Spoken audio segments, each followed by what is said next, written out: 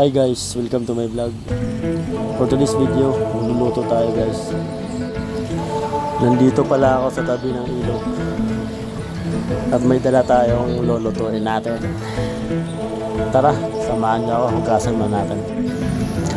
Ang sarap talaga mamuhay sa probinsya. Tanging mga huli ng ibon yung naririnig natin. Nakaka-relax talaga pag dito sa probinsya. Masarap pagmasdan. At ang sarap pakinggan yung mga huli ng ibon. Habang naghuhugas pala ako dito, ay may nakita akong isang malaking hipon dito sa sapa. Pero hindi ko muna kinuha kasi meron tayong lulutuin. Sunod na lang natin ulihin siya para lutuin natin ulit.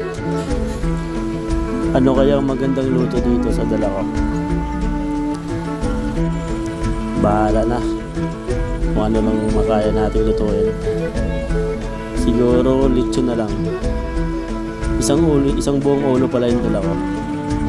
Ayan, nakita niyo yan. Lilitsonin natin yan pagkatapos natin lugasan at lagyan ng mga ligados. Bali dito din sa gilid ng sapa natin lutuin yan. So ayun, hugasan ko muna to.